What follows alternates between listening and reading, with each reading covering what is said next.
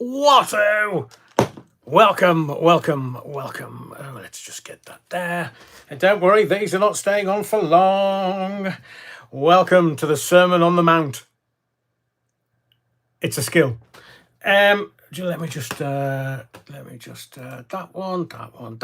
Fabuloso. We're looking a bit widescreen this evening, so it's obviously CinemaScope. And we will get into your comments in the moment. Welcome to the Sunday sermon at the Theatre of the Mind. I am the Reverend. My name is Adrian Allen. At least it was the last time I looked on my birth certificate. And this evening is live 108. Oh, it's a 9 number, young sir. Wonderful. The number of completion, the special number of the universe. Should we do sacred geometry this evening? I am a fan. Evening, yeah, wrong'uns.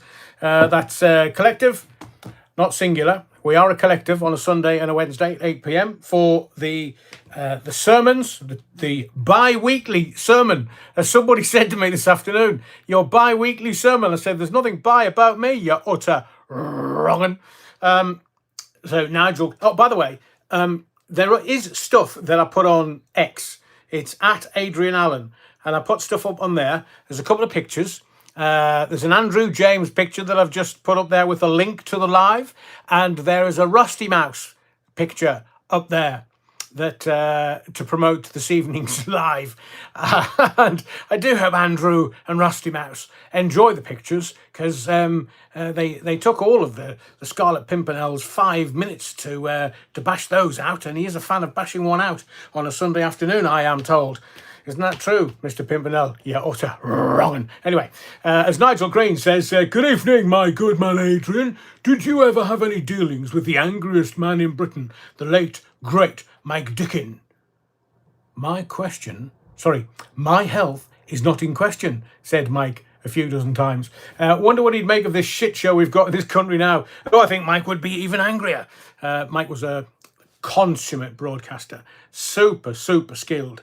Oh, it's Andrew, a picture of which is on X if you go to my at Adrian Allen, all one word, all lowercase, and my real name. Andrew James says, Reverend, I've rented a projector from unknown sources. Oh, is it one of those dodgy theatres in Soho? And what kind of films would they have projected, young Andrew? I also have some reels. Oh, I say. Phytotherapy and voodoo with Topper 69. Tower Block Tracy does Sally Oak. Brilliant. And spirit and ghost hunting with the Bad Wolf Project. Wonderful, Andrew. Very funny. Very funny. Just don't let the Tower Block Tracy hear that she did Sally Oak once, one afternoon in half an hour. All of it. Stuart says, evening, Adrian. Hope you're well. I see Jeremy Kyle has been in the news this week. Would love to hear your thoughts on that. Oh, Stuart, don't encourage me. You utter wrong'un. Yes, I do know Jeremy. Yes, I do know Jeremy. And I do know Jeremy when he was in radio, not in telly, bless him. And I will give you my thoughts on that in just a little while. Andrew James says, oi, you're wrong'un. To Stuart, you're in me pew. I like sitting next to the heater. Oh, bless you, Andrew. Feeling the cold in your bones at your age? Looks like we've got pew wars going on this evening between Stuart and Andrew. So, best behaviour. This is the body of the kirk. So, please, respect all. Sort of. And if you could all budge up, because it's pew wars on a Sunday of all days. God's great day. Dan Brooker says, smash the like on your way in, you wrong'uns. Yeah, hundreds. So smash the likes, you wrong'un. Plural, not singular. This is it's like TMI, but for 5 minutes before I started this live, I've either got an eyelash or an eyebrow or something dangling in one of my eyes, and I couldn't see a bloody thing. That's what I was just dealing with. Sean, evening all. Oh, Sean, you utter wrong'un. I've got a belly full of Battenberg, and I'm ready to sing the 90s classic, I'm a Scat Man by Scatman John. I can't even read what that is. Welcome to the body of the kirk, Sean. Just make sure you're sitting in a pew quite close to the toilets.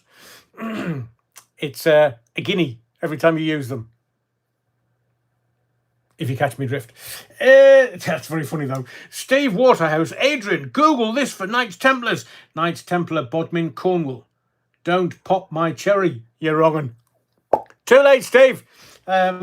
So what's going on down in Bodmin, Cornwall? What did I find out about the Templars this week? I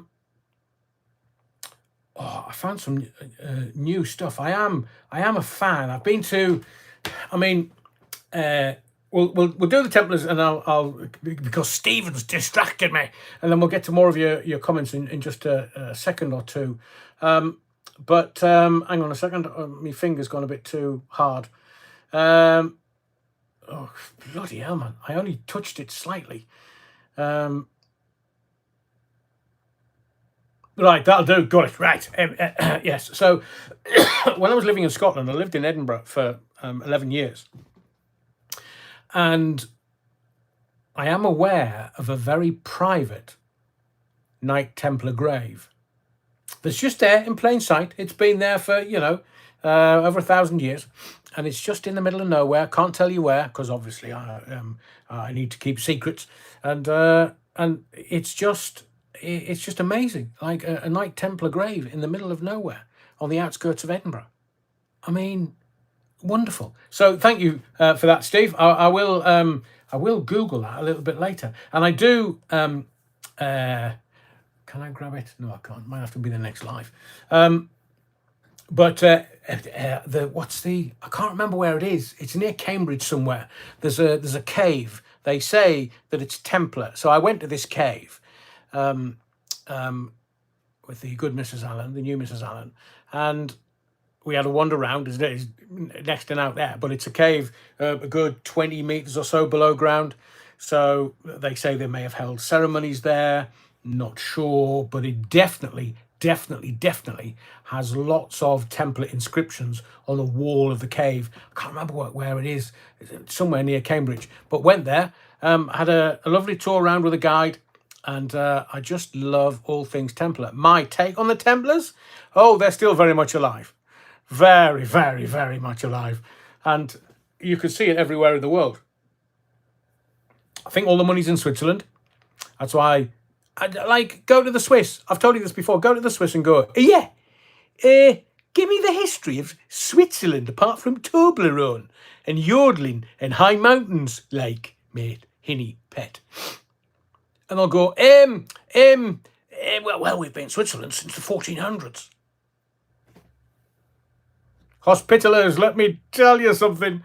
So, Rusty Mouse, stop swigging that wine, Ed, and fill up the chalice for us all, you see. From Steve talking about the Knight Templar to Rusty Mouse and the chalice. Oh, I say. Yeah, well, I do have my own chalice.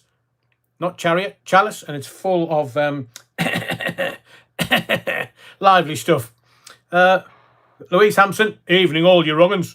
Oh, we're all very keen this evening, I'm sure. Super Ted, welcome to the Body of the Kirk, as well as you, Louise.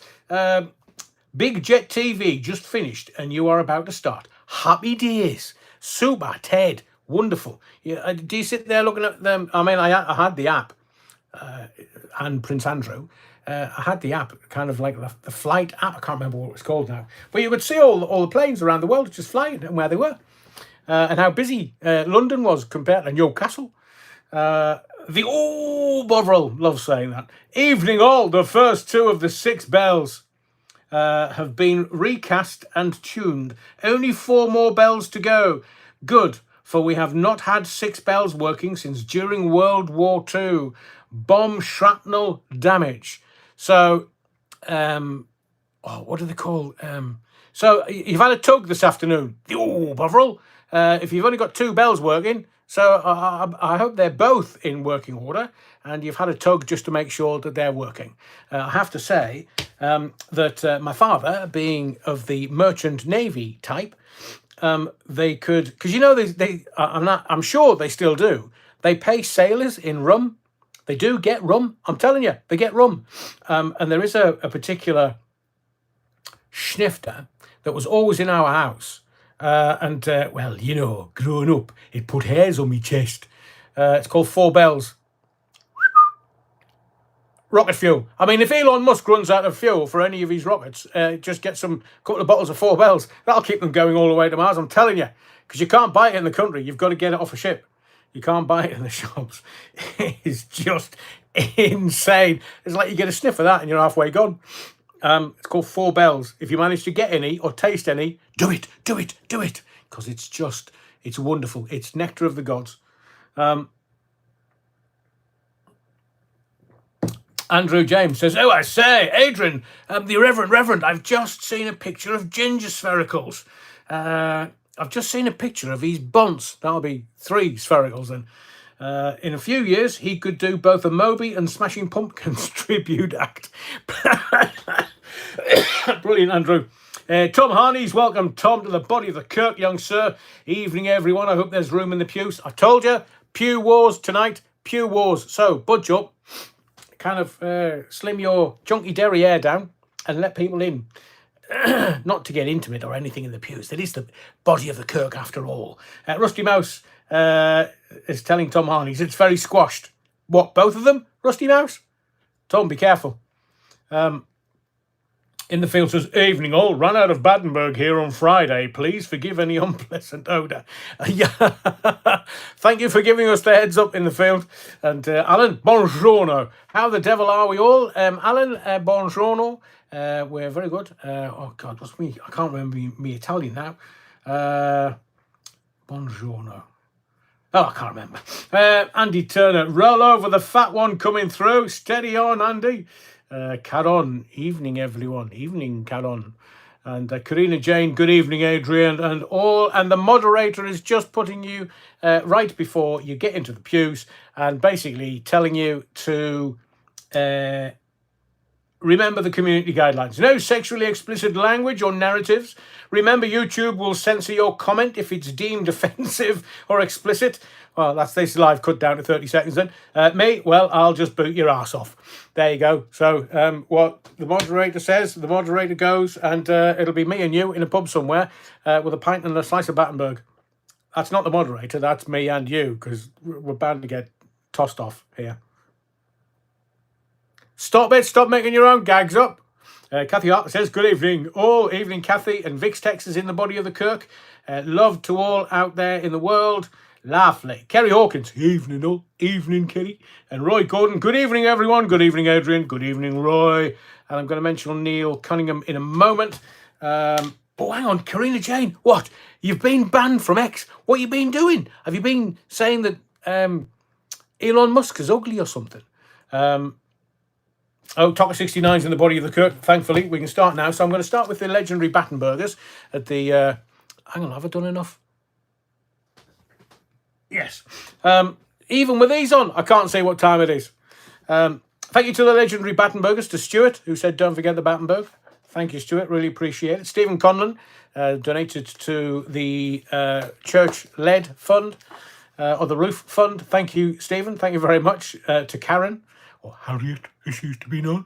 Thank you for your kindness and generosity, Karen. And Neil Cunningham. Thank you, Neil. I'm so glad that you reminded me on by saying, evening. Oh, so tonight it's live 108. It's a 9 number. Oh, hang on. Apologies. You want to see the colour of my eyes? Red. And the next live is going to be this Wednesday. Wednesday, the 11th of September, 2024. So you know what today is, don't you? As well as being 108 lives. 108 lives. We've done over 200 hours of live broadcasts since the start of the channel. Excuse me. That's there. Thank you. Always a gentleman. Can't cough in your face. What do you mean? Ooh, cough. So although it's live 108, we've done over 200 hours of lives since the beginning, which is wonderful. It's lovely. So good to have the regulars join us on a Sunday evening for the Sunday sermon. I will also said thank yous. I've said to you, pew wars are not acceptable in the body of the Kirk. We just want everyone to enjoy this evening and whatever I'm going to say.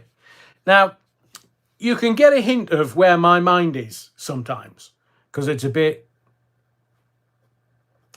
odd. Oi, oi, oi. I was wondering, do you know?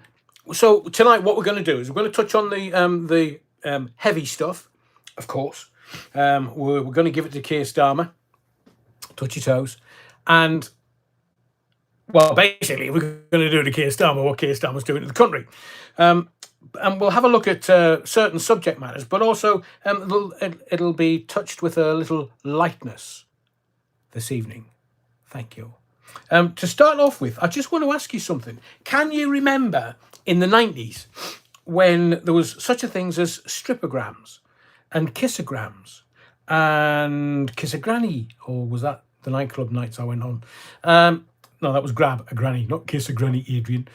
And I just thought, do you know, we're so serious in what's going on and around us, and the fear that they're trying to inject in us. Because as I've said to you before, we don't kowtow to anybody, do we? No, we don't bend the knee to anybody. I mean, are they still bending the knee? Why would they be bending the knee? Have you seen where the money went from Black Lives Matters? Nice houses, said a spokesperson. But I was just thinking, they were everywhere. I mean, my mates, nobody ever dared. I mean, if they'd given me a stripper granny, how was your stripper granny, Adrian? Oh, it was fine. I'm not sure what she was wearing, though. It definitely needed ironing. But like a stripogram, I mean, they were everywhere. They were everywhere. I mean, is it now OnlyFans? Where, you know, your mum or your granny or the women in your family are flogging pictures of their man from Uncle Badge. And I mean, back in the day, it used to be Avon. Ding dong. Ding dong. But I was just thinking, because somebody was, I keep seeing these influencers, these like OnlyFans women. I mean, oy, oy, oy, oy, oy. You couldn't melt toffee that shape, and some of them, and obviously they're making a few bob, and there's some Hollywood actresses are making millions. But where's the good old stripogram and the kissogram and the grannygram? I mean, it was ostensibly, it was English humour. It was self-depreciating humour. It was like, oh, your mate's having a birthday. Right, we'll get some ugly Buer in, technical term, biffer. We'll get a biffer in and we'll embarrass him. Because that's what we do, don't we? We Brits, we just embarrass each other and laugh. We just laugh. And some of these with, you know, cucumbers up their backside, Sir Keir Starmer. Hang on. Who's this then? Oh, that was a big cucumber. Next time you see him on the telly, you won't forget that. I'm telling you. He's got something stuck up his jacksie. Oh, hang on. Got him pegged. That's fabulous. I just want to say, as I say, there's going to be light and shade, and that's what this is about. The duality of life, light and shade. Sometimes we have good days, sometimes we don't have good days. And they're not so good days, they're all lessons. They're all there to teach us one thing and another. And the good days, if we don't have the bad days, then we don't know how good the good days are. And obviously on a Sunday and Wednesday at 8 p.m. on YouTube, it's always a good day because I bring you the Simon on the Mount. Oh, happy day. It was the Great North Run this morning, and before you start, do you know, people must think that when I say things on here, they just go, he's talking out of his jacksie, man. The Reverend, he stands up there on the pulpit every Sunday and Wednesday, 8 o'clock for an hour and a half, 2 hours, sometimes 2.5 hours, and, he just talks out of his jacksie. Well, when I say to you, when I say to you, this, that, and the other, I always corroborate it with evidence. So when I said to you, I should have been on the start line this morning for the Great North Run. Can you say that? That would have been my running number today. I think there's a strip here somewhere. There, here. Or it might be on the other side. Not sure. That's what's on the back. obviously they're going to get you to buy gear for your running. That's it. That little silver strip, you stick it on your running shoes, so they know how quickly you run or not. I was in F zone. There's a joke in there somewhere. But I was supposed to be on the start line this morning. I just, for the past 12, 14 months, it's just been whirlwind. So I wasn't able to do the training, and at my age, how many times have I done it now? Is it 7 or 8? It's a half marathon. It's 13.5 miles, and I'm not built for marathons. I'm built for speed, not for comfort. So I'm a sprinter, a pretty quick one, or I used to be anyway. And let me just pull this down. Oh, I say, Reverend. Thank you.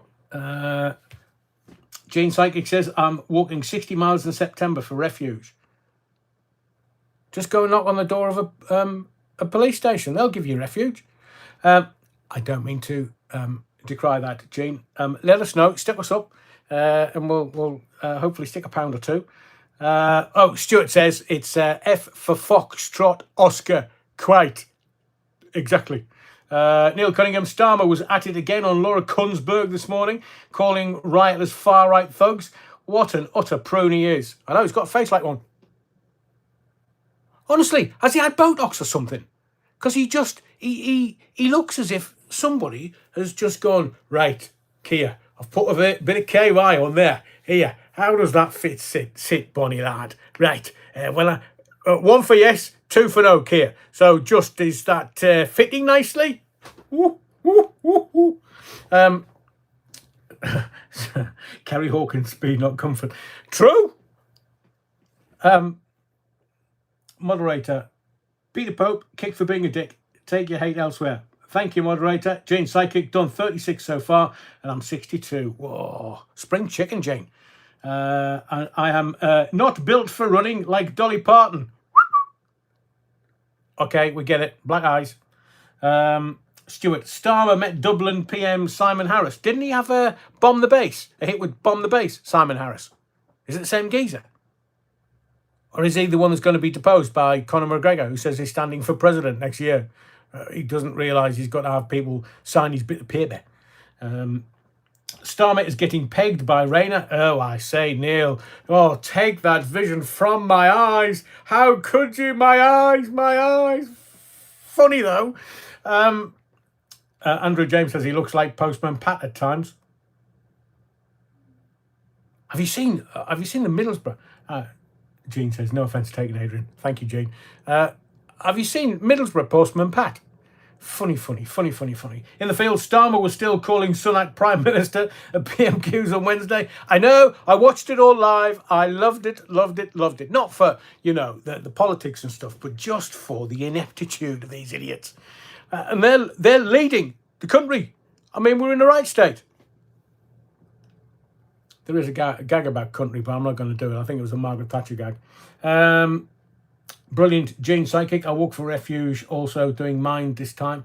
Brilliant, Fern. I mean, I am thinking, look, the Great North Run, let me talk about that first, because we'll get to Starmer. We'll give him a proper, licking. So the Great North Run, some stats about the Great North Run. It was first run in 1982.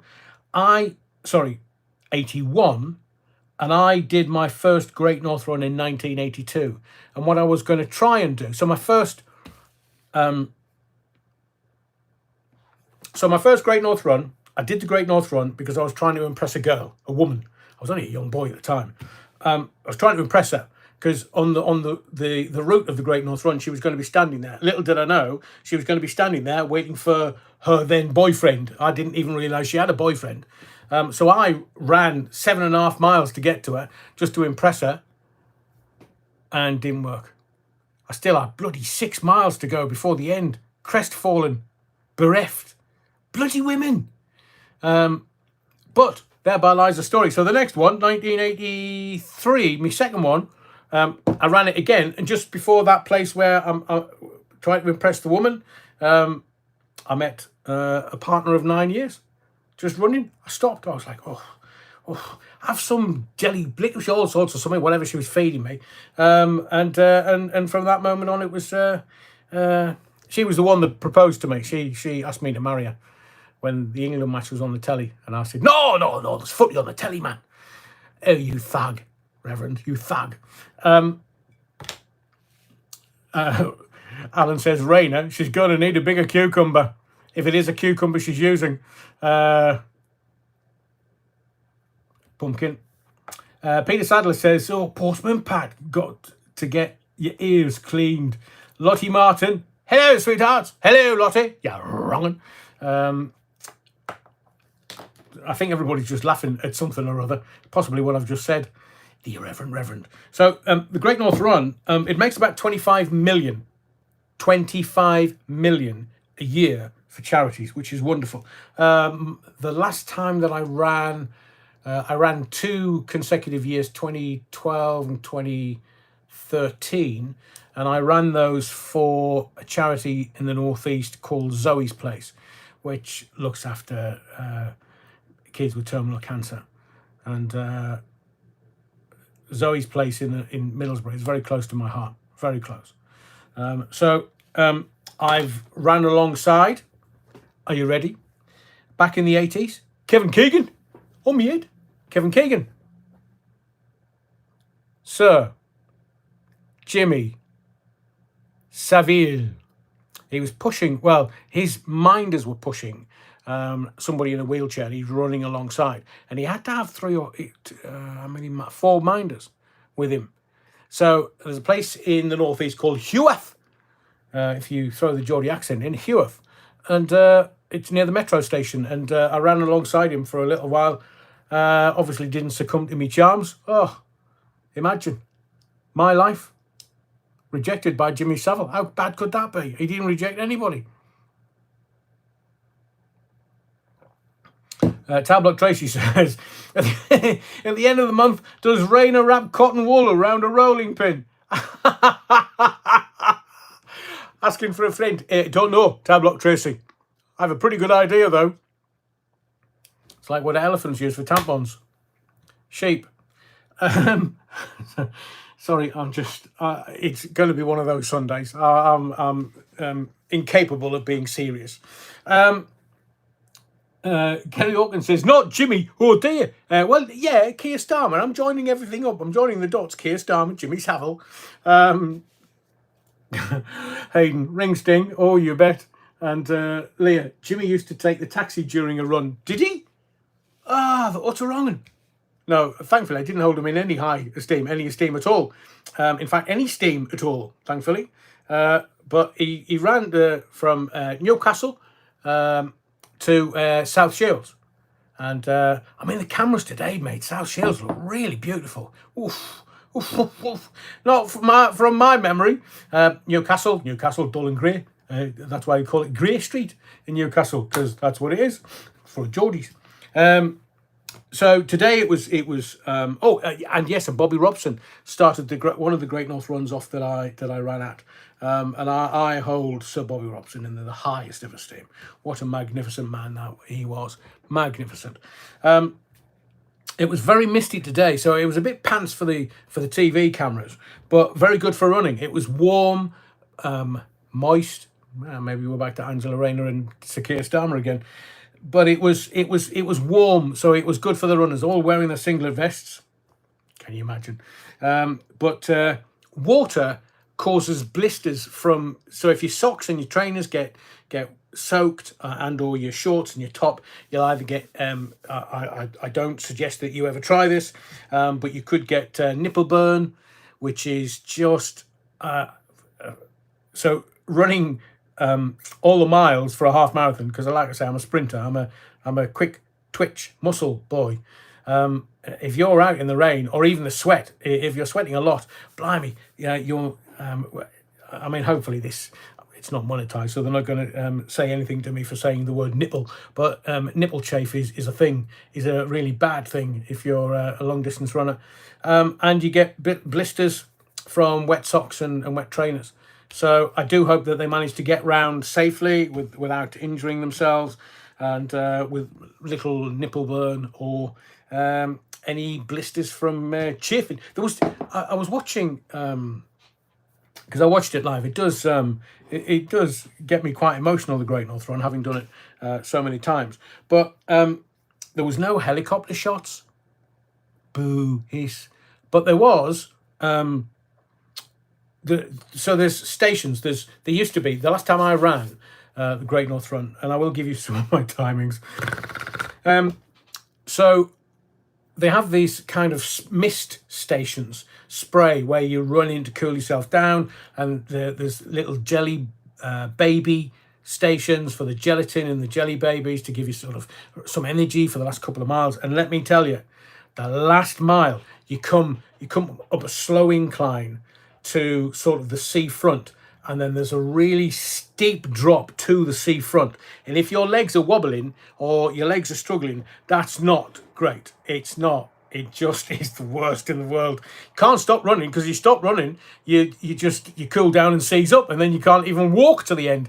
So you kind of run down this steep and then hang a 90-degree left, and it's that last mile and a bit that just saps any hope, any joy out of all your body, and you're just thinking, one foot in front of the other, one foot in front of the other. Come on, you got this, you got this. You've done it in training. You've got this, you've got this. And then you hear the clapping because there's a massive bank of people right at the very end, and you hear the clapping, and it just sort of emboldens you. Your chest comes out, your shoulders go up, and it's like, right. So being a sprinter, my anaerobic capacity is better than my aerobic capacity. I'm shite at long distances, as I can testify from doing the Great North Run so many times and being proper pants. But I always sprint at the end. Not very quickly, sprinting like a 95-year-old, but always have a little sprint at the end. My first time ever in 1982 was 2 hours 35, which I took because, my engine's, it's quick. Like I say, I'm built for speed, not for comfort. But my quickest was going to be under 2 hours. And I was working for the BBC. So somebody in the BBC had this really brilliant idea that I would carry my phone with me, and I would do a kind of a scene set from the beginning. So this must have been, when was the last time? About 2006.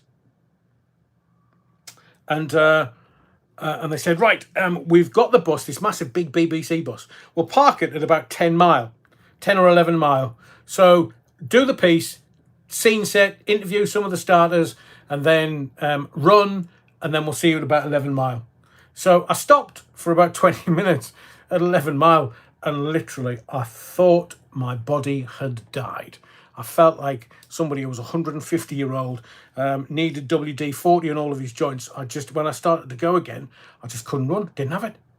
So you ask any runner that's done any kind of running, the minute that you cool down, your body just refuses it. You either have an ice bath, or you go for a nice warm shower, or a nice warm dunk in the bath. You don't stop, do a 20-minute piece with BBC Cleveland, as it was then, and then try to run the next 2.5, 3 miles to the end of the Great North Run. It just doesn't work, as I found out. And I love Brendan, his quote, Brendan Foster, who kind of thought up the idea. And bless him, the BBC did, I think I'm not sure how many golds he got, but he got gold at the European 5000s. And they played that. So, that was like 80 years ago. But he has a beautiful saying, ordinary people doing extraordinary things, which is beautiful. So all those people that are raising money for charity, hopefully more than 25 million this year, ordinary people doing extraordinary things. Wonderful, wonderful, wonderful. So unless you've done it, you won't understand what I'm about to say.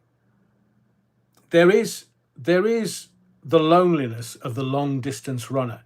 I don't know whether you're quick, 100, 200, 400, less than a lap, maybe you loved track and field, so you might have shot put, high jump, long jump, any of that. But the long distance runner, you just have to put in mile after mile after mile. And I've run with some great athletes just to kind of, so we would, me and my training partner would train at Jarrow Stadium. Steve Cram, and Steve's coach was I can't remember his name, bless him, but he was quite old at that point. And he used to come down, and Colin, my training partner, used to come down and say, Adrian, Colin, try this. No, you're doing it wrong. Try that for your start, man. And there was a guy called David Sharp who was insanely quick over 800 and 1500. This is back in the 80s. And he was going to be like a world beater. And he got into a bit of a do one night out on the lash. The cops chased him, and obviously the cops must have been a bit of fat lads, and they just said, we tried to catch him, and literally he just went off like a Ferrari. He just got faster and faster and faster. So unless you've done a half marathon, or maybe the London Marathon, or some of the marathons around the country and the half marathons, or even just 5K, counts to 5K, that's still some achievement that you should be proud of. But the loneliness of the long distance runner, you get out and you've just got to pound the streets. You've got to get the miles in. That's all you've got to do. So any kind of athlete, I take my tit for off for you. What's a tit for? Make your own gags up. But for those who have done the Great North Run any amount of times, maybe just the once, you will know if I say, Oggy, Oggy, Oggy, you know exactly what I'm talking about. Wonderful, wonderful, wonderful. So it was lovely to watch, and even though I couldn't run today, it did make me. Kerry Hawkins says I was like Forrest Gump. What, life is? He had a box of chocolates before the start, Kerry. Stuart says the drink gives you strength you never thought you had. Yeah, especially if you've got your beer coat on. You don't even feel the weather. If you've got your beer coat on, it could be minus 35 outside. So long as you've got your beer coat on, you can take any weather. Retro on his bikes. Retro's in the body of the Kirk, everyone. I've heard Starker is planning to you eating crisps and pork scratchings, and he's going to try and stop us, planning to stop us eating pork scratchings. How very dare he? Well, you know why, don't you? It's a religious thing. Lottie Martin, well, he's got two options. He's got two communities that don't like pork. This one does. Lottie Martin, walking around for hours but running is brutal. I get it, Lottie. I do get it. I'm not... where I used to live in Sunderland, you come out of the house and it's like a 1 in 2 incline up the hill. So the start of my run was always... I was always wheezing like Jimmy Savile on a school bus. So it was straight up the hill. But after doing it, he's just kind of, oh, hello, hang on, I'm getting quicker. Oh, yeah, I'm not so bad now. Lottie Martin will ban the pigs. You need somebody to police the streets. CM Training, haven't seen you in a while. Hope you're well. Hope you're keeping well and safe. Hello, Adrian. Kerry Hawkins, they've tried to stop selling bacon crisps. Have they? I mean, I did buy a packet of the Waggers. Have got this this limited edition. It's sausage and tomato ketchup. And I thought, this is the only kind of sausage I'm ever going to have.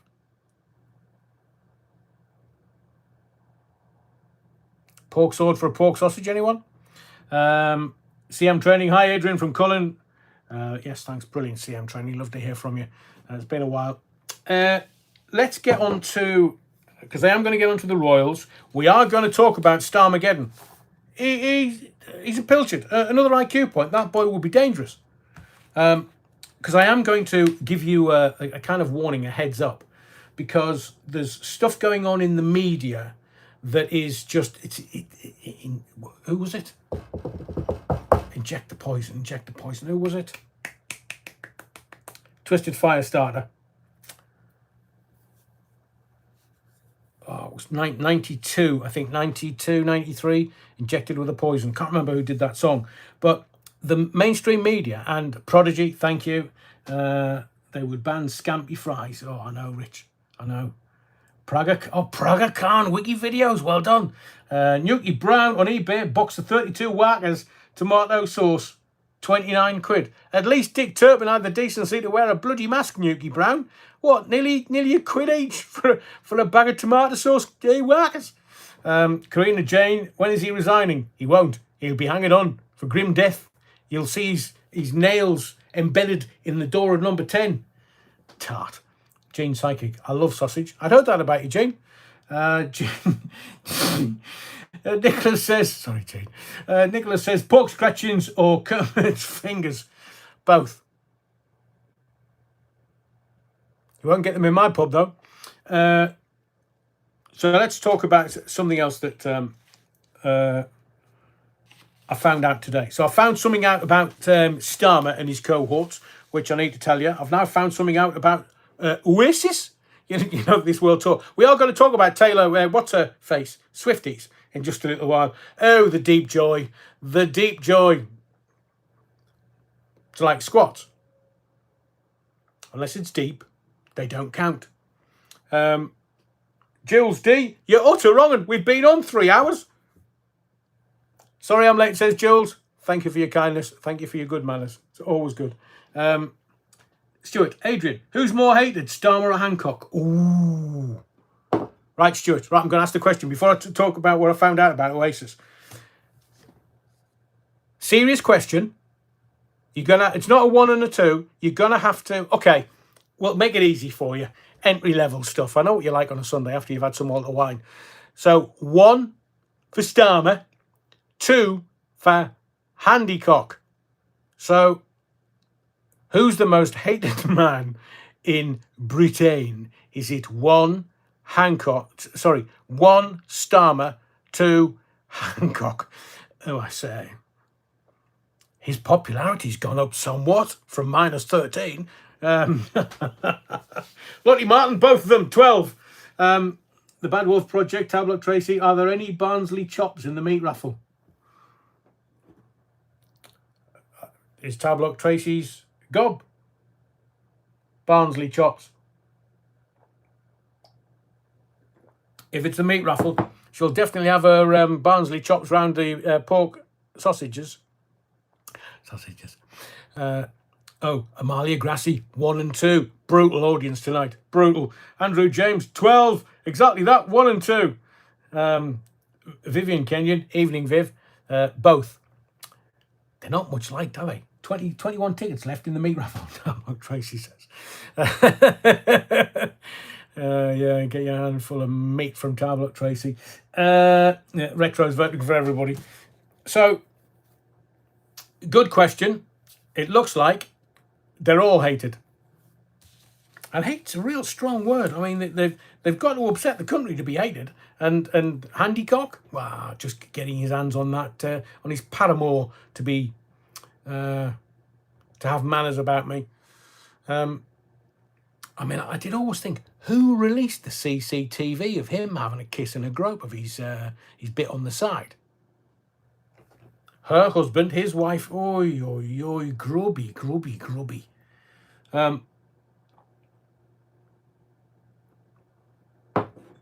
on. The orb of rule says, Andrew James, did I miss something with reference to Tablock Tracy? You've been outside having a chat with the verger regarding the church bell repairs. Have a tug on the third one. The orb of rule. See if it works. Possibly just an age thing. So, can we all just agree? Hang on. Des Ashton's in the body of the Kirk makes Gordon Brown look like a right popular chappie. I know. And he was proper hated. Well, he flogged off all of our gold at the bottom of the market, didn't he? Arse. So good to see you in the body of the Kirk, Des. They're both disliked intensely. And I think it's going to be the budget at the beginning of October. The country's going to turn on him. And I do, Gene Psychic, all politicians are not much liked. I get it, Gene, I get it. This is what I think could happen. It is an option that they could turn this around. So, as a strategist, as a chess player strategist, and an understanding oik of the political mind, he might have just gone, yeah, we're going to get rid of it, to get everybody a bit aerated. They needed to get the right-wing thugs in jail for posting a meme, to get all the rapists out to go raping, And remember, it's in September when they're going to allow hundreds out. Is it? How many are they going to let out? They're going to let 5,000 out.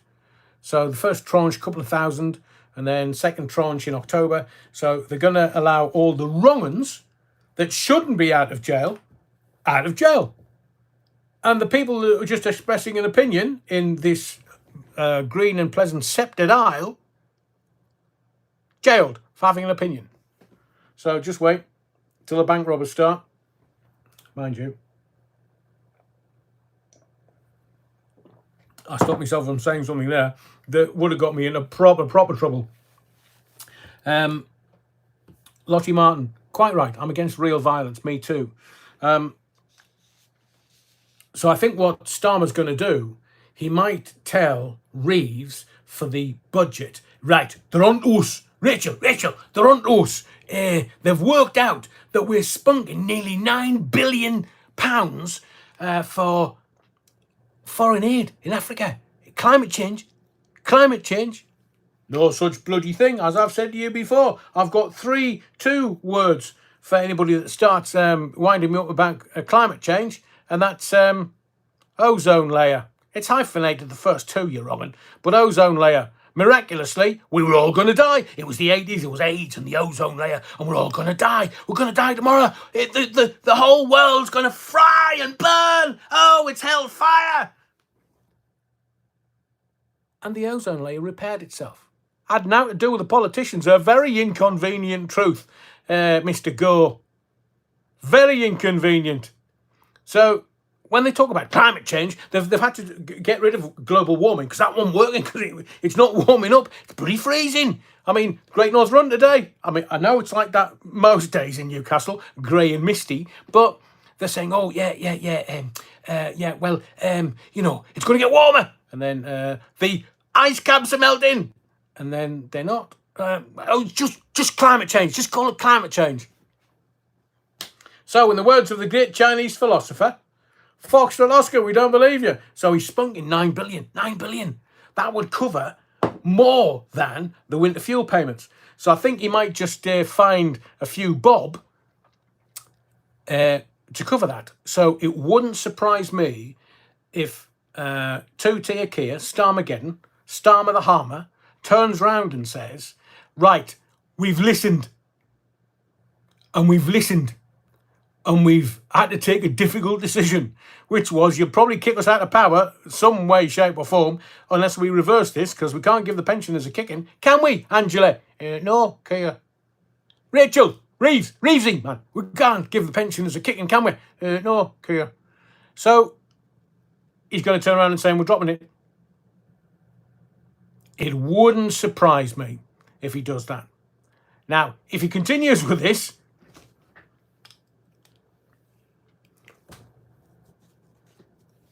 then he's going to get something rather large shoved up his jacksie. Probably a fire hydrant. That wouldn't spoil him. Newkie Brown, Mr. Gore, flying around the world to promote that film. No, Newkie. I know. They're just a bunch of egocentric sociopaths. Or caring, understanding 90s types, whichever one you want. But let's get on to something a little lighter, because I'm still going to give Kia a word in his shell like the Oasis World Tour. I didn't know, so I was trying to work out why. And everybody's saying, oh well, it could be Newell. He's having a divorce. It's going to cost him 20 million. So we're going to it'll help his divorce settlement. Did you know that Gary Glitter, the pedo, makes more from Oasis publishing than Liam Gallagher does? Because it was Noel that wrote all the songs. Liam didn't until, I think it was it the third album? So Gary Glitter gets a writing credit, a co-writing credit on Hello. Can't make it up, can you? So the other thing is, and this is a big thing, 2025, Noel can sell the publishing rights for all the Oasis songs. Now he'll do that, is it Hypnosis? The company that's buying all the publishing rights to all the big artists like Bowie and such like. So he literally, Noel could make $250 million. But where would that fare in a divorce settlement? So Noel can, next year, 2025, he can sell the publishing rights. So in the 90s, you could see them, you could be them, you could meet them, and then it went quiet for 16 years. Although, you know, Noel popped up doing these odd interviews on Chris Moyles on X and various other places, and he's very sharp and very funny. But first two albums, Liam didn't get a writing credit, but, you know, he made a few bob just by being in the band. But Gary Glitter makes more from Oasis Publishing on the first two albums, certainly, than Liam Gallagher. I didn't even know that. I should have known. But anyway, so they're going to tour. They're going to do Blighty. They're going to do here, Dublin, Scotland, Wales, Cardiff, and Wembley for 10 nights, or however many, in Manchester. So they're going to make a few bob, and then they're going to America, and then Mexico next. I mean, if they do a world tour, just take 18 months and go traveling the world. I mean, they'll want a cup of the Bovril rather than, you know, get absolutely slaughtered on alcohol and go trashing bars and stuff at their age. So it's probably a cup of Bovril. But America, Canada, Mexico, do the Americas, come back, do Europe, and then Japan. I mean, it's just the amount of money that they can make is good on the lads. Good on them. I remember seeing Noel being quoted as saying, "Yeah, I've got 87 million quid in the bank. Do I want more? Yeah." Nice. 87 million. What could you spend that on? Ask Jeffrey Epstein.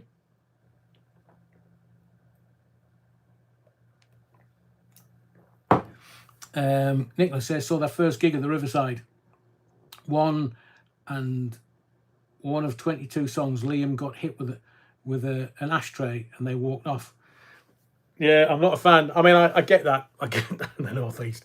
I remember going to see the Angelic Upstarts in a pub in Sunderland, and somebody, I don't know whether it was a fan or whether it was the band, used to bring a pig's head from the local slaughterhouse, and we had a game of footy with a pig's head in the pub while we were listening to the Angelic Upstarts play. It's mad, you know, music fans are mad. So chucking ashtrays, man, jeez. They wouldn't do it now, would they? Stuart, my mum is a huge Oasis fan, but said she wouldn't spend over €400 on a ticket. Oi, oi, oi. No, but I do think that, well, there was Starmer at PMQ's going, "Oh, yes, we're on the side of the music fan." Hard away and shite, man. You opportunist trying to associate yourself with Oasis, the biggest story of the week, and he's trying to associate himself with Oasis. Nah. Wild days, bit of fun, said Lottie. Jane Psychic, I think MJ bought half of Sony, and I believe he owned a lot of artists' publishing rights. He did that to Macca, to Paul McCartney. Lennon was dead. Is it Northern Songs that published the Beatles stuff? I'm sure it was Northern Songs. And he told Jackson it was the first time he was going to bid for his own songs, the publishing of his own songs, so he could keep them. Michael Jackson had bid him about 50 million or something. Can you imagine? I'd have gone round and kicked the door off its inches.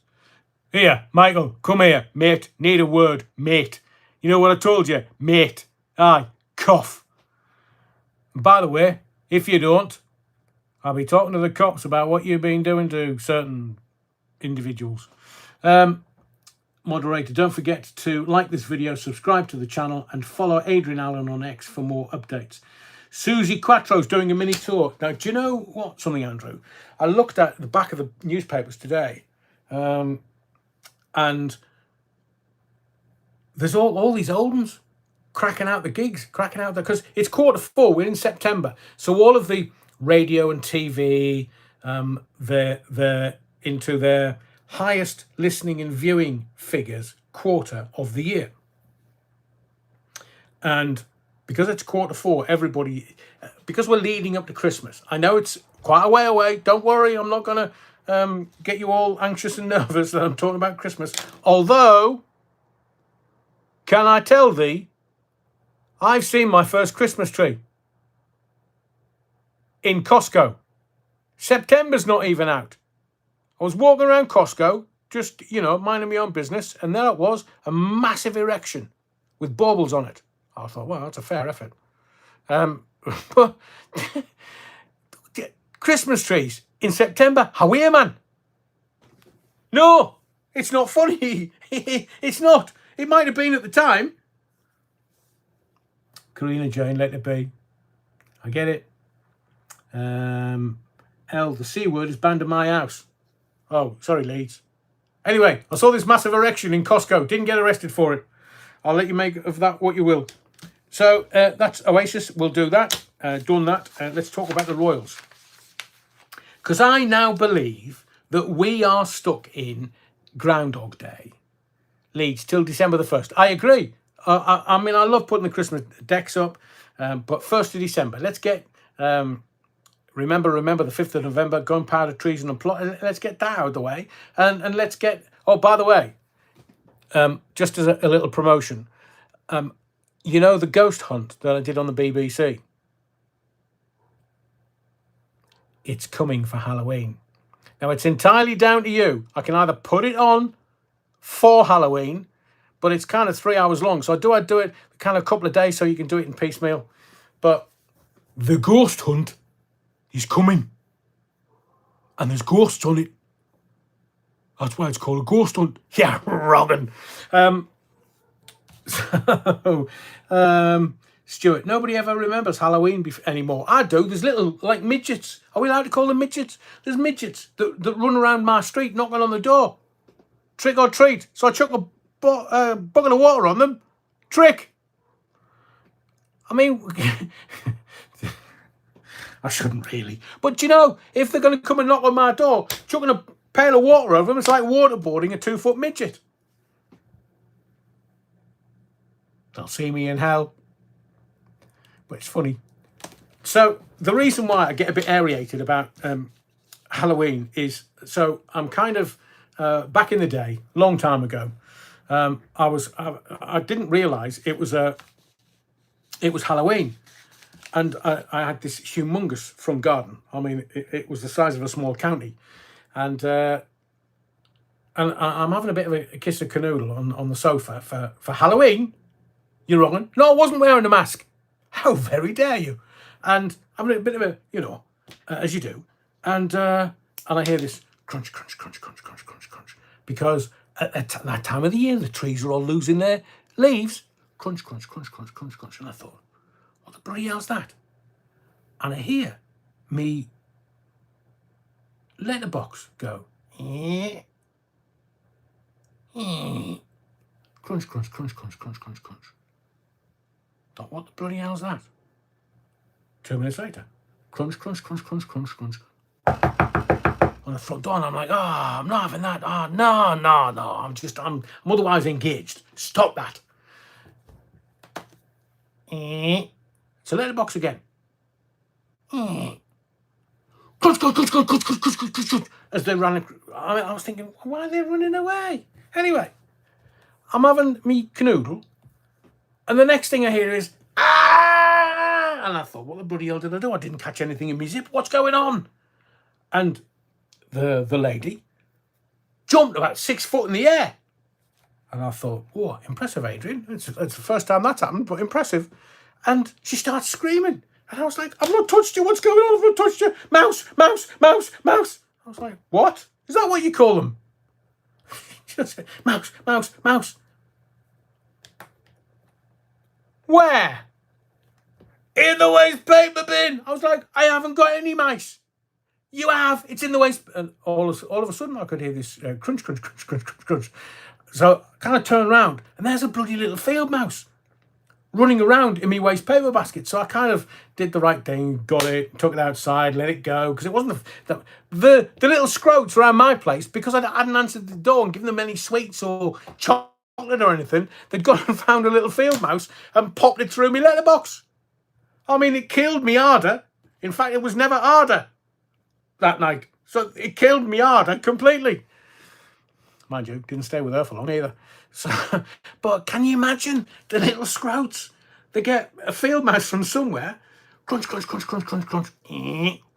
Put the little mouse in. The mouse going, go. Where's this? There's lights and everything. I don't know where I am. Woof, into this big long living room. Poof, into. I mean, I don't. She must have seen it jump into the waste paper basket. It was utter chaos and pandemonium. But what's a man to do? Little feckers. Anyway, so yes, please, no mention of the C word. And Costco, what are you doing, man? Get your erections down and your baubles. It's not nice. It could traumatise us. Anyway, let's get to talking to sphericals, as I was. Let's talk to and about ginger sphericals. Well, the royal family in general, because I have said this to you a couple of lives ago. I do believe that they're just reprinting the same old. Same stories. It's the same stories all the time. I mean, I've looked at today. So, before we get to that, I need to be a little reverend. The reverend. It's the 2nd anniversary of the Queen's death. So, Queen is dead, long live the King. So it's 2 years since Charlie became king. That's King Charles, to you and me. So the Queen, it's the 2nd anniversary of the Queen's death, and I thought to myself, ooh, that's a bit quick. And I remember being at work and finding out a couple of hours before that she'd carked it. But he's been king for 2 years. I mean, that's gone in the blinking of an eye. So you can't say he's like the shortest king ever. Well, at one point, Diana was like 5'10", and he was 5'9", or she was 5'11". He's not 5'10" anymore. Blimey, he must have had a couple of discs taken out of his back. I think he's about 5'4" now. But he's not the shortest reigning king. But it's still. And I get it. I do get it. Cancer's a tough thing. Andrew James, Reverend Richard Coles had a lot of fun with tinsel and parks together. Really? Stuart, I was in the gym when I saw the news about the Queen. Ray Norton, word out that Charles will abdicate very soon due to illness. Now, hopefully GB Patriot's in the body of the Kirk this evening, so I'm not stealing his thunder. But GB Patriot called it at the beginning of the year. He said, Charles has terminal cancer. He's not going to make it to the end of the year. So I can't, unless they have plans of some kind to lessen, it's like popes. If you have a short pope, like 6 months or a year or 2 or 3, then they want a long pope. If you have a couple of short popes, they definitely want to have a really long pope. We had Ratzi the Nazi. Is he still alive, or he shuffled off recently? But he was a short pope. But they need continuity as the monarchy. So the Queen, the longest serving monarch in history of this sceptred isle, and well, if they're going to have a short one, and I hope Charles has good health and a long life. But if destiny is that he's to be the longest serving Prince of Wales, but the shortest king-ish, then get William in with the least amount of trauma. And who knows? We're not going to be told. I mean, we weren't told that the Queen was ill. We weren't. We were just told that she was going up to Balmoral, that she was elderly and infirm. I know the feeling. Kerry Hawkins, they need William in. Bad Wolf Project. Retro on his bike's always been able to. Oh, steady on. Dominic Beresford. Or, as I like to remind people, 2 years since Hugh Edwards told us the Queen had died. Brilliant, Dominic.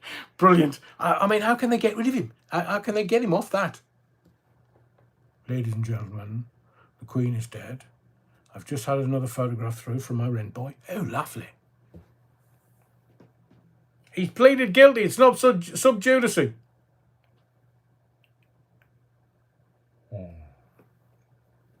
Lovely. Tom Harney's, that's the long and short of it. Right, I haven't been to foreign ports in years. says Retro. We weren't told Philip was terminal either. Well, he tried to kill himself off in the car, didn't he? And then it comes out that, no, I need to be careful around that. Let me just have a quick think. No, we'll do it another time. We'll do it another time when I've got some facts and figures around it. They've got very powerful lawyers. The Bad Wolf Project, it is a 9-year today since Errol Brown died. Do you remember him? Do you? Do you? No doubt about it. The Bad Wolf Project. Hot Chocolate. One of their hit singles. Got to be quicker. Errol Brown. He, Hot Chocolate. I can't. So You Win Again. What was the other one? What's the one they used in the stripper film from Yorkshire? Is it really? I thought he was still alive. Lottie Martin, I feel like we're being told less and less in the main media, the stories. Lottie, they're not interested in telling us the truth. They're not interested in telling us the stories. What they are interested in telling us is Tommy Fury and Molly May. What, the actual? Here, who are these two? Ne'er-do-wells. Tommy Fury and who? Have they got any talent apart from the name Fury?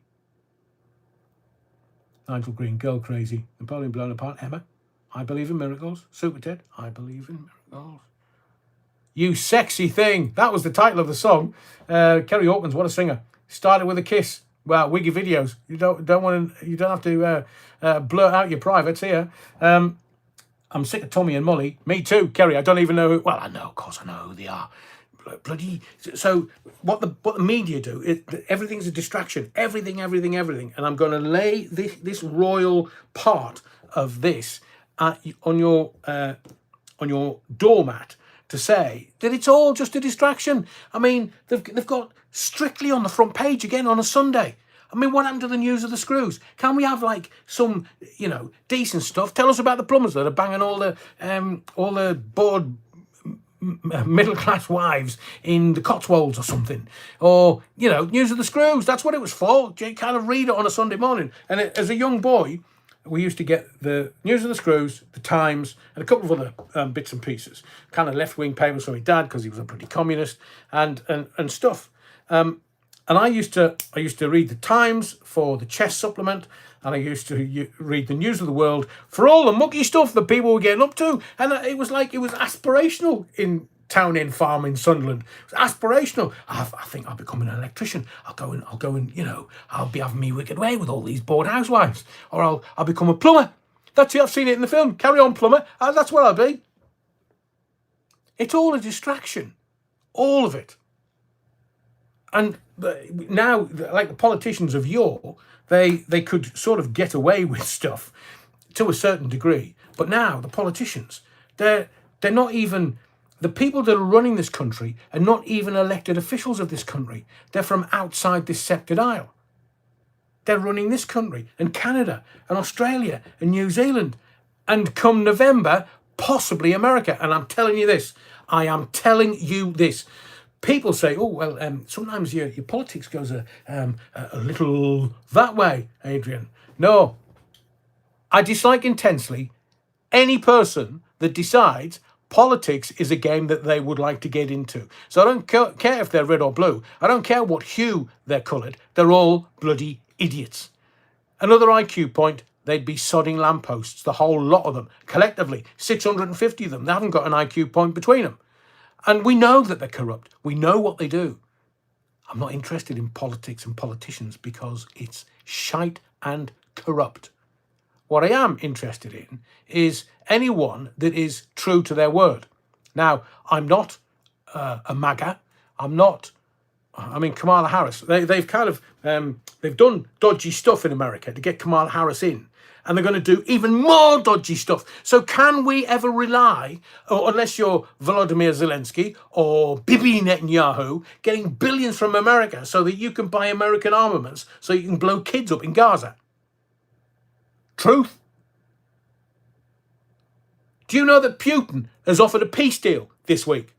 Oh, you haven't read that one, have you? No. One column inch in... was it the Mirror, or it was buried on like page 20 or something.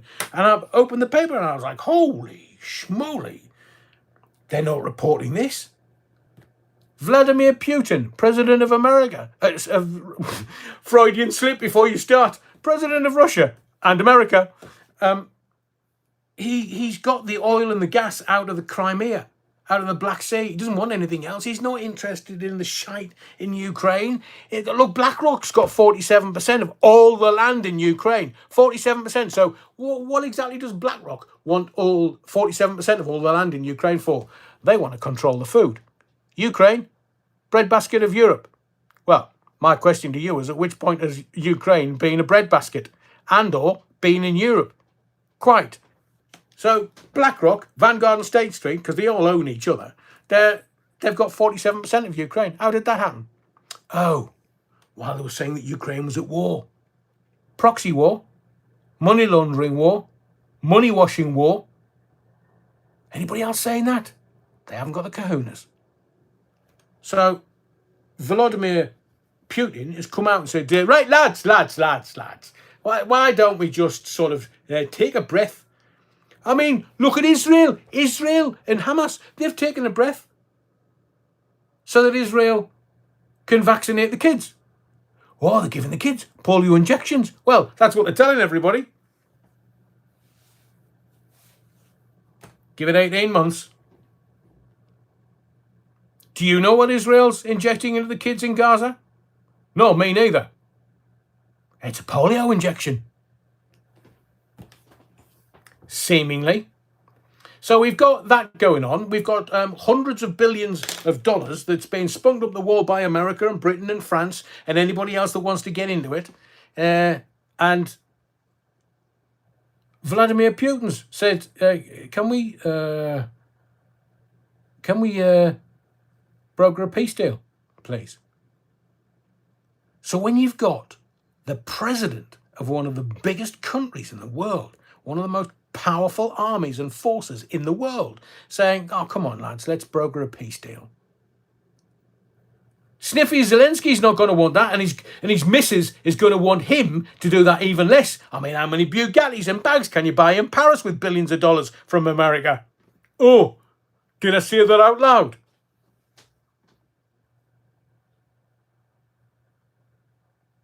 He's the gayest straight man I've ever seen in my life. Have you seen him dancing?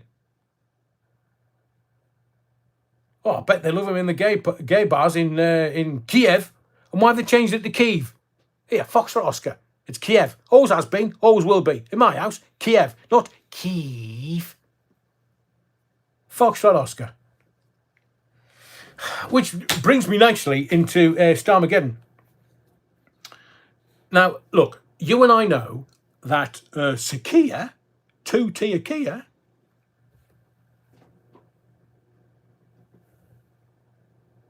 is a liar. And do you know how I know he's a liar? Wasn't going to touch the pensions, was he? Wasn't going to touch the old ones' taxes. No, you can rely on us. Vote for change. Vote for change. And then people voted. I told you. I know. And maybe you were bright enough to vote reform. Because we need a change of political system. Not, I know we've got first past the post, not proportional representation, but we need a change we need to have politicians that we have faith in, not have faith in to be corrupt. Now, I know Starmer and Tice and the Reform Collective, for want of a better term. Brilliant. Rob, definitely a first. I have a doctor's appointment looking to swap for an Oasis ticket. I just know that politicians are corrupt. It's a sad indictment of 2024. All politicians are corrupt in one way or another. The power corrupts them. And I believe that Sir Keir Starmer has gotten into number 10 and has had such a rush of power to the head that he's just gone a bit doolally. He's thinking he can do whatever he wants. This is not a presidency. This is a prime ministership of a country, not a presidency where you can do whatever you want to a certain degree. He believes that he's a tyrant. So I believe that if you look now, I mean, I know that more often than not, you would see Sir Keir Starmer on the TV. And if you follow me on X, I'm going to post a picture of Sir Keir Starmer in the morning, which is exactly that. Exactly that. He's got a cucumber shoved so far up his arse, it's coming out of his nose. And I do believe that he's a flip-flopper. He's Professor Flip-Flop. He may turn round that and say, we've had a think. As difficult a decision as it was to take, and we did take those difficult decisions. Do you know what an even more difficult decision is for Sir Keir Starmer and the Labour Party? Telling the foxtrot truth. Telling the fucking truth. Because they were saying anything to get into power. Now they're in power, it's gone to their heads. Or they've gone to Ibiza, one of the two. And, you know, if Starmer came out and said, look, what we're going to do, I know we promised this and we promised this and promised this. We're trying to balance the books. So what we're going to do is we're not going to give that 10 billion to Africa. We're going to keep it here. Literally, they could have stayed in power for the next 20 years. Don't they get it? If we have belief in the people that are leading us, not managing us, they could stay in power for the next 50 years. Because there isn't anyone that will assail them. There isn't anyone. The Tories are dead. They're dead and buried. They're done. They've got somebody who's only 2'6". He's my cockite. And he's standing on the other side of the chamber, and he can't even get stuck into Sir Keir Starmer, who's Professor Flip-Flop. He's easy. So I'm told, with a bit of KY. And all that Starmer's doing, Starmageddon, is you and I are cash cows. We work, we pay our taxes, and then they just spend what we've grafted for on frippery. Climate change in Africa. How does that work then? What about climate change here? Stop seeding the bloody clouds with stuff so that every day's a grey day. Give us a bit of sunshine, man. They got plenty of sunshine in Africa. There's no climate change in Africa. Unless you're buying off officials. Wonder where that money's going. But we're the cash cows. He's using us. Or they are. The politicians, they always do. For their own ends. But now we've got the thought police coming in. Ooh, did you think that, Reverend? No. I was thinking about Angelina Jolie at the time. What were you thinking? Well, I don't know. It was rattling around in my head. How about Megan Fox? Well, if you want to. And they just... So you'll notice, what I was going to say there when I put the gogs on, was that you'll notice that Starmer's PR gurus have said to him, look, Keir, mate, two-tier, come here. Right, when you go on telly, don't keep pulling that bloody gormless face. You're going to have to start smiling. So, how's your teeth? Let's have a look at your teeth, because they don't like black teeth on the telly. Show us your teeth. Ooh. What, and your wife thinks you're attractive? So, why don't we, can you smile at all? I know it's not a natural demeanour for you. You've been head of the Crown Prosecution Service. So, can you smile? No, like smile, not grimace. Smile. Right, might take some work. But next time you're on telly, when you're on with that Laura Kuntzberg, smile. Smile at her. Okay, you're giving away all this money to Africa and climate change. What about the pensioners? What about integrating us back into Europe? What about that? Two-tier. Sorry, two-tier, do you need the toilet? You're looking like you're about to pass something large.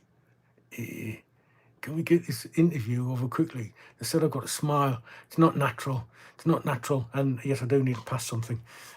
Preferably not the toilet. I think it's just out there. Do you mind, awfully? It's not you. Who said that? Kathy Harper. I agree. But it's not really smiling assassin. He can't smile. He grimaces. I mean, this guy is such an abhorrent failure as Prime Minister. At least Tony Blair had the decency to wait a few years till he screwed up the country. So his PR gurus are getting him to smile. They're getting him to return us into the European Super Union. They're tart. I think it's personality politics. But he's now saying, oh, yeah, do you know the 92 hereditary peers in the House of Lords, A2L? Do you know what? We're going to get rid of them. Got to tell them you can't have it anymore. Because, I mean, the Labour Party, they can't be Ray Norton. He's a 24-carat James Hunt completely. I knew his brother, Mike. Rich, Jess Phillips has also been off Twitter. I think Starmer has reined her in. Oof, blimey. Lottie Martin, Tony Blair was cheerful naturally. Yeah, because somebody else was shagging his wife. Oh, sorry, did I say that out loud? And in a completely unrelated story, I wonder which Prime Minister's child attempted suicide in number 10. Could have been 100 years ago, 200 years ago. Wonder which Prime Minister, their child, attempted suicide whilst in number 10 Downing Street. Don't start and guess. I'm not giving you the answer. I'm not even going to tell you which media organisation said we could never talk about it.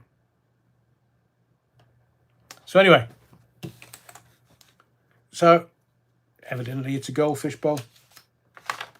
These 92 hereditary peers, they're gone!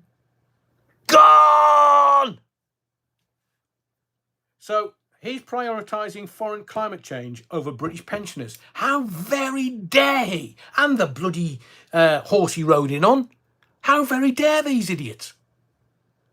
So from November this year, digital ID, you're going to need digital ID. So what the media's going to do is they're going to scare you again. They're going to say, right, you need to have digital ID to go to Spain for your holiday, to go to Portugal, and to go anywhere in mainland Europe, any Switzerland, if you're going to Davos. Maybe you're one of the delegates, I don't know. Anywhere in Europe, any one of the 20-odd countries in Europe, you're going to need digital ID. Now, I've told you, these idiots are backdoor merchants. They're all at it in the back door. So there are several new entry requirements for the European Union. That's the EU. Not us. Them. Like Germany, whose economy is tanking. France is not far behind. So there are several new entry requirements for the European Union that are coming into place, including the entry-exit system, the EES and the ETIAS. ETIAS, possibly, but it's a new entry and exit system. What they're going to tell you is that you need a particular ID to get into Europe. It's via the back door. I told you weeks ago, in fact a couple of months ago, that Tony Blair was talking about an individual digital identifier. The same as ID cards. Remember, it was the Labour Party that tried to get ID cards in until they thought they were going to be ousted in the next general election? David Blunkett, the blind one, while he was having an affair. Obviously left his dog downstairs.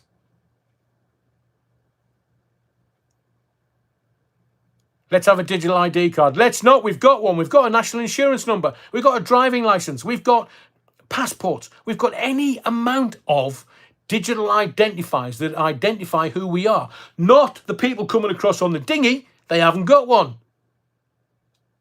So how can, they're going to say, oh, well, we'll solve all of that. We'll solve the immigration. We'll solve the economic migrant immigration problem by getting everyone to have an individual digital identifier. And the reason why Tony Blair is in it, because he wants to get government money. Wealthy, wealthy, wealthy. That's what they're all at. Rich boy Sunak, government contracts. Tony Blair, government contracts. Oh, while he's being paid off by the Bill and Melinda Gates Foundation. Tony Blair took their shilling. You don't think he's evil? So let me tell you about this system. They're going to tell you you need it. But, and I haven't got my passport with me, but you know these biometrics, new passports that you get? It's got this little chip in it.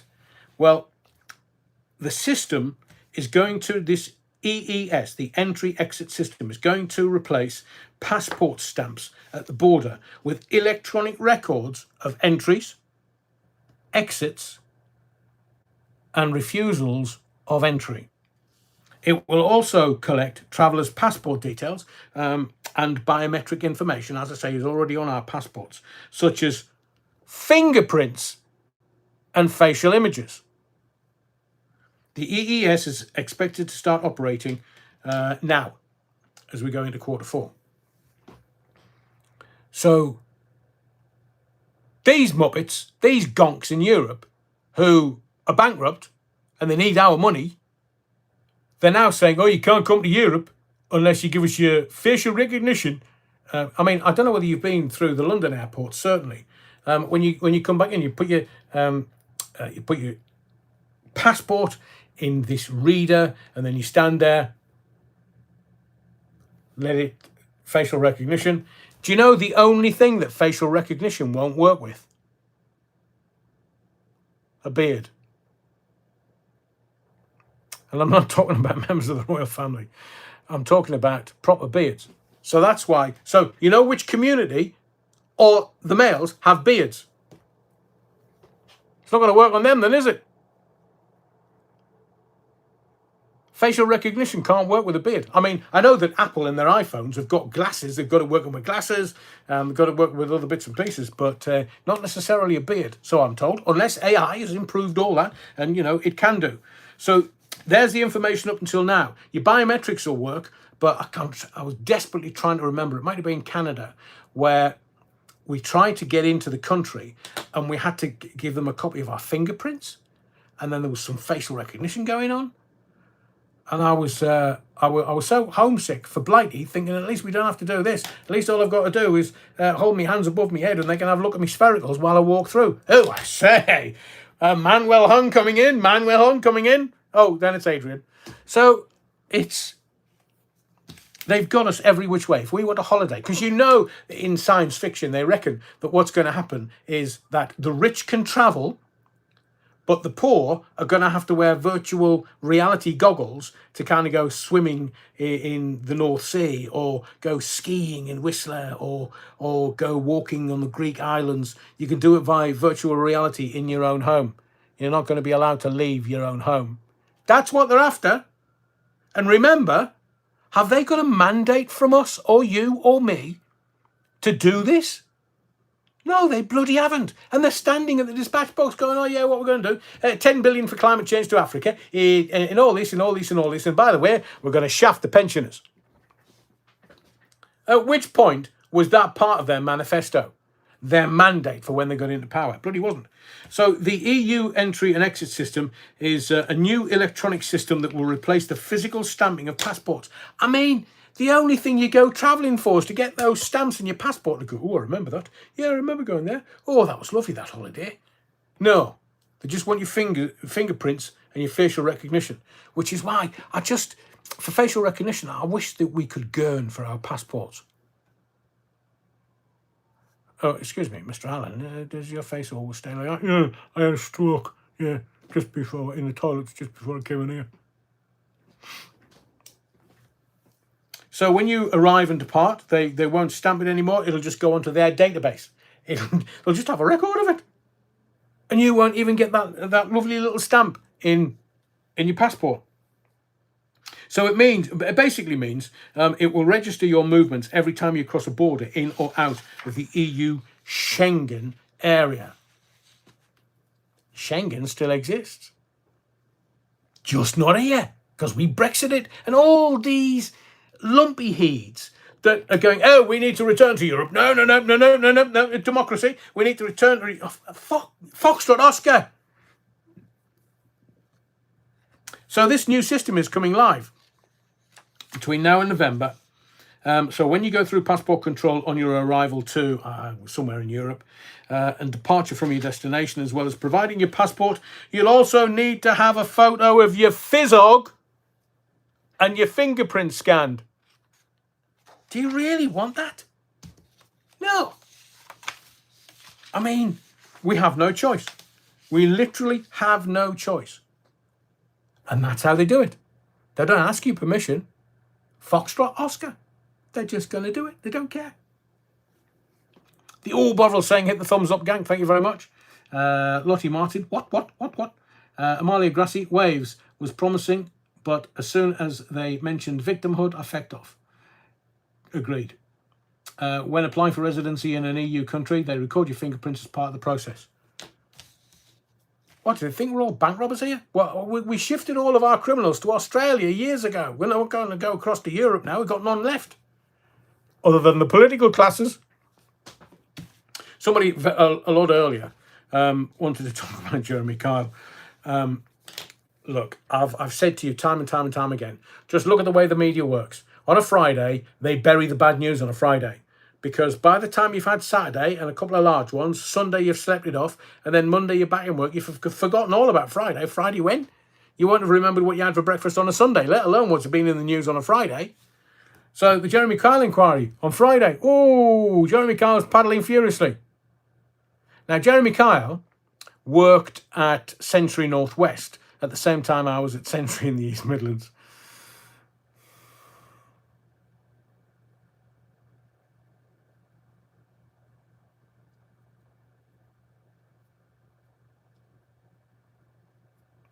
I think he's getting a big enough kick in at the minute.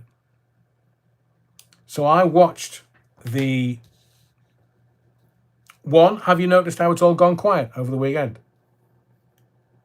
Two, Sky released, and if you go to X, it's on my X feed, this video of the guy who went on the Jeremy Kyle show. And look, it was, to be fair, it was of a different time. Because, I mean, I remember in the late 90s, I was rotten to some people on phone-ins. I was abusive, I was aggressive, but at the same time, I couldn't care less about some people. That on the other hand, the genuine people that were struggling and needed help, I always got support that they needed, always. And it was never used for publicity. It was never used for anything other than we tried to do our best for people in the background. The Kyle show, I saw the video of the guy that sadly committed suicide, and he was... I genuinely believe that he went on the show to try and absolve himself of... He admitted that he told lies and he didn't want to do it anymore. And he'd stopped and he went and he did the lie detector test. And his partner at the time was sitting there and he was very hopeful. He'd rang the Jeremy Kyle show and said, can I do the lie detector test? And he'd called them numerous times and he did it. And every single answer was wrong. So the missus, it was Jerry Springer-esque. So the missus storms off stage. He's there and you can see in his face that he's broken. He genuinely went there to prove to his partner that he wasn't lying, that he wasn't doing stuff around behind her back with other women. He genuinely went there to try and put the truth out there so that his missus would believe him. And Kyle's responses. And there is a certain element of trying to pass the buck.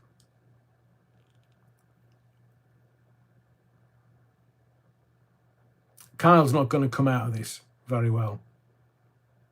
He's not. A man's taken his life because what happened. And they said, oh, we gave him aftercare, we offered him counselling, we did this. But do you know something? when someone is in crisis, they don't think straight. They don't think strategically. They're unable to grasp the situation. They're unable to think in any way, shape or form. And it should have been for the program to dynamically get a hold of this situation, knowing what had happened and what they'd recorded. Now, this video, as I say, it's on my X feed.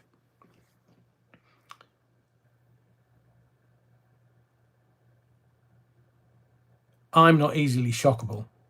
I'm not. I've seen some things that I wouldn't want my worst enemy to see or experience.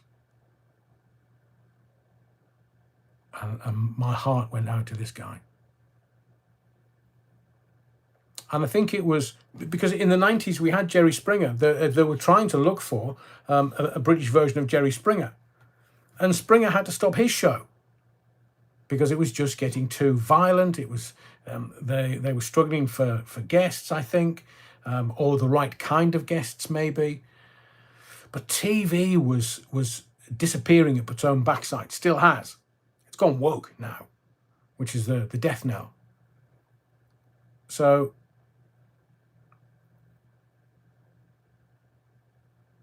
I'm going to leave it at that with Jeremy Kyle, because I think he's in enough shite as it is. So let's sort of just park that for the moment, see if the press do anything on Monday or Tuesday around it. But I think it'll be interesting to see what the output from the inquiry is. Let's talk about Taylor Swift and Travis Kelce, the American football player. So I said to you the other day, I think it was on Wednesday's Live, around this rumour that at the end of September 28th, they were going to split up. There was a contract, seemingly. And, well, that's the way it works. Lavender marriages, beards, that's how it works. If you've got somebody who's gay, who coming out as gay, still in 2024, I mean, why, I don't know. But they're still afraid of coming out in 2024. I get that there are certain circumstances, families, friends, that people don't want to necessarily come out to. But she's the most famous woman on planet Earth at the moment, I'm sure, apart from Catherine, Princess of Wales. But they're now saying he's a beard, it's a bit lavender, and they're now refuting the rumours that they're going to split at the end of the month. This contract came out from some PR company in America. It was going to be released to the press on the 28th of September. So, the bad bastards in the press. So now, they can't split. Because if they do split on September 28th, everybody goes, that PR company was right. He's a beard for her, man. She's a lesbian. Or somebody who wears comfortable shoes and dungarees. Don't know. But it would shatter her image to her audience. So now they can't even split. I mean, how bad? They'll just go and live separate lives. It's that is what they want, and that's what they intend to do. And maybe he is a beard, maybe he isn't, maybe it's lavender, maybe it's not. We don't really know. But if they do split September 28th, let's all laugh at Swifty. So they can't split on the day they were going to, unless, of course, they state the pressures of saying they're going to split them up. Can you imagine? I mean, it's the beginning of the footy season for him, so he doesn't really. Thank you, Stuart. And your words are very kind, Stuart. Thank you. I mean, as a strategist, it's brilliant because they can't really move. They can't do anything. So what they're probably going to do, the beginning of the football season starts September, October, the American football season, to the Super Bowl at the end of January. So I reckon that they're either just going to do their do. She's going to go on tour in America and Canada. And if they are going to split, I wish them both well. Because it's tough in 2024, especially if you've got any kind of profile. But if it is lavender, if it is just a cover, look, man, we don't care. We really don't care. Just tell George Soros you wanted a few more mil out of him. He'll give it to you. And the money. Quick allotment update. So the work's gone in, like a ton of work's gone in. Everything's been trimmed back. We've now got a lovely shed up. My magnificent erection is on my allotment. Can't get arrested for it. We've now got a water butt installed, which is brilliant. But what next? What can I plant? It's like September. I've got to wait maybe till next March or April. All the herbs are going in like April, May. So do you have an allotment or a back garden? And what are you trying to plant out at the moment? Stick it in the comments, because I would love some insight. Because it's like, it's information overload. You think, oh, should I do this and should I do that? And what do I do? Do I rotivate everything and then delineate the beds and then plan them? I mean, if you've got slightly green fingers, garlic bulbs, bee bombs. Jules D, what the bloody hell's a bee bomb? Lottie Martin says something very interesting. Where did all the hundreds of investigative journalists go? When I grew up, journalists in reality used to love chasing stories. Now journalists seem to get their story from writers. Tower block Tracy, only you. Oh, you've got a water butt, Adrian. Have you seen a doctor? That's better than having water on the brain. Bulbs, winter studs, Roger Cook. There's never going to be another Roger Cook, do you think? Because it's all going to be online. I was going to talk about the NHS. Strictly, are they really desperate this year? I mean, Paul Merson. So, is Paul Merson going to be the Mr. Everyman? Winter spuds, Roger Cook, sprouts and garlic. Oh yeah, we need some frosts to tighten up the buds before you say anything, you pervert. America, we've got the debate coming up, Harris v. Trump. I mean, I wouldn't trust her with a broom. Same game plan as Starmer. Ignore everything until they get into office, and then they're just going to become a dictator. Winter spuds, dictator. Skag there somewhere. And also, on the 7th of October, do you know the price of a first-class stamp's about to go up? Now, it's one of those interview questions, isn't it, where they say to you, oh, how much is a first-class stamp? Just to see whether in the real world you know what you're doing. A first-class stamp, it's going up 30p to £1.65. It will be cheaper to drive the bloody post to its destination and drop it off. You'd spend less on fuel. And remember, Putin's reaching out for peace, and the West wants war because they make more money, and America's economy is tanking. So, and they've got massive debt, so they need everybody to go to war just to save America, not because of the political yeehaw. But I'm gonna finish off with two things. Firstly, notice how the Grenfell inquiry's gone quiet. 72 people lost their lives. 72 people. There are companies making billions in government contracts.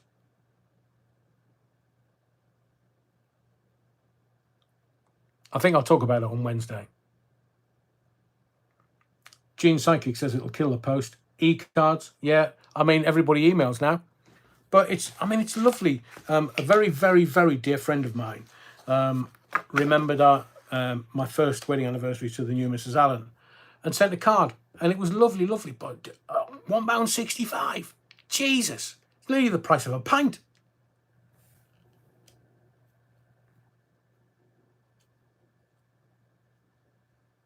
Rich, next step in Grenfell will be the prosecutions. Won't be the politicians. I think it needs to all come out. All of it. 72 people died in Grenfell. £171 million it's cost for the legal teams. 171 million quid. No, the bloody wonder. I mean, I dislike legal people at the best of times because it's just legalized extortion. But how can you, with any good conscience, take 7 years out of your life as a lawyer, barrister, and then shaft everybody for 171 million? Holy Jesus. It's like Mr. Bates versus the post office. They won 48 million and then the lawyers took at least 2/3 of that, of their winnings. Honestly, I shake hands with any kind of legal individual. I count my fingers afterwards.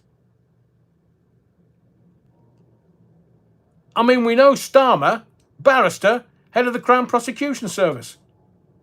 Savills file 13. That went into the bin. No prosecution there. Oh, I wonder why. I wonder why. Did he get his peerage? His sir? No, I won't say that. So I'm going to finish off with a question tonight. Money for nothing for the lawyers. Peter Sadler, I agree. Amalia Grassi, what do we think of no win, no fee out of interest? Don't get me started, Amalia. It's for Wednesday. But I'm going to... Final question. So on my X feed, I posted a video, and I will post the link in the description here once we've finished the live. Dr. John Campbell, I've been watching him and his videos for years, since it all kicked off in 2020. And Dr. John Campbell, he got some things right. He didn't get everything right, but he got some things right. And on Friday, he talked about a paper, a study that had come out of Japan. And what the Japanese had done is they'd created something around the human condition so that they could see what was going on. And what the Japanese found in this study, and if this gets this channel cancelled, I apologise, but it needs to be said. That's why I need you to make sure that you subscribe to my X feed, because that's where the real stuff gets out. Because I'm not allowed to here, sort of, unless we give it another name, of course. Caring, understanding, 90s time. So what the Japanese had worked out is that there was nanotechnology within the jibber jabber, and it was assembling itself in their study. So this jibber jabber, I'm not going to go any further than that. You'll have to go over to my X feed to watch the video from Dr. John Campbell, or go to his YouTube channel, of course. Dr. John Campbell, you'll find him easily. He released this on Friday. And I'm going to ask you this question. Anyone that didn't take the jibber jabber, do you now wish that you did? Anyone who didn't take the jibber jabber, do you now wish that you did? Remember, it was going to stop transmission. It was going to save lives of family members in case you got it, if you weren't jibber jabbered.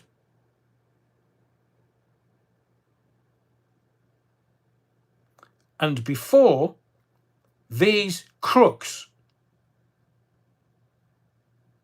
cascaded the jibber jabbers worldwide, they made sure that they were immune from prosecution because they said there's no money in jibber jabbers.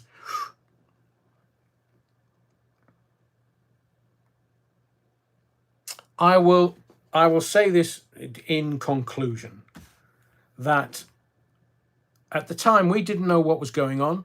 It was just our instinct.